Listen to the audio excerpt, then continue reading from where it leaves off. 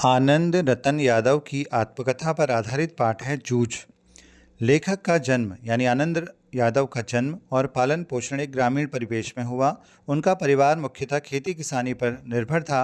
बचपन से ही लेखक की सोच और दृष्टिकोण ग्रामीण जीवन से प्रभावित रहा। लेखक के परिवार की आर्थिक स्थिति मध्यम थी और मुख्य आय का साधन खेती किसानी था, इसलिए शुरुआत में इसमें गन्ने की खेती से चैप्टर की शुरुआत होती है। ऐसे में शिक्षा को प्राथमिकता नहीं दी जाती थी। परिवार की अपेक्षाएं लेखक से खेती किसानी में हाथ बटाने की थी, जिसके कारण उसकी पढ़ाई प्रभावित होती थी। लेकिन लेखक आनंद रतन यादव के भीतर पढ़ने लिखने की तीव्र इच्छा थी। वह ज्ञान प्राप्त करने के लिए उत्सुक था और दुनिया को समझने की जिज्ञासा उसमें कूट कूट कर भरी थी।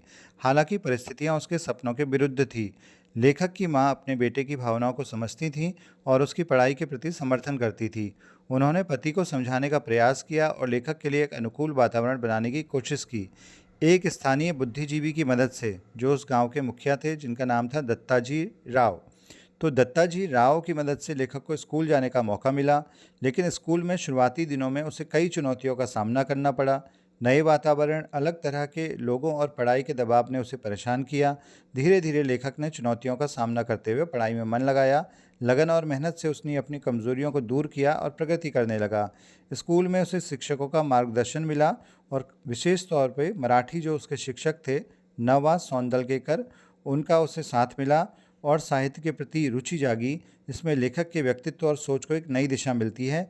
लेखक की यह कहानी संघर्ष, दृढ़ता और सफलता का एक जीवंत उदाहरण है। ग्रामीण परिवेश और आर्थिक चुनौतियों के बावजूद शिक्षा के प्रति जुनून ने उसे आगे बढ़ने की प्रेरणा दी।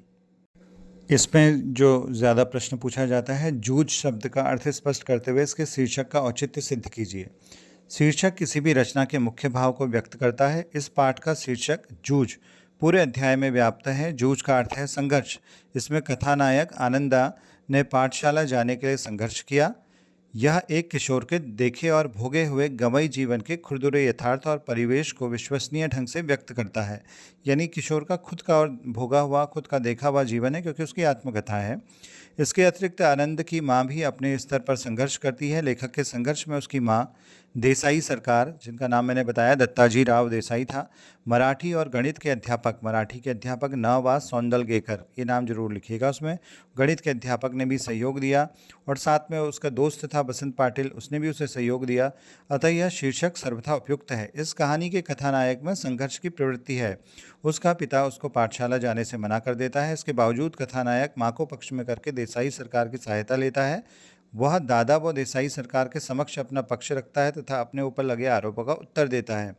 आगे बढ़ने के लिए वह हर कठिन शर्त को मानता है, यहाँ तक कि पाठशाला से आने के बाद खेत में काम करने की बात को भी वो मान जाता है।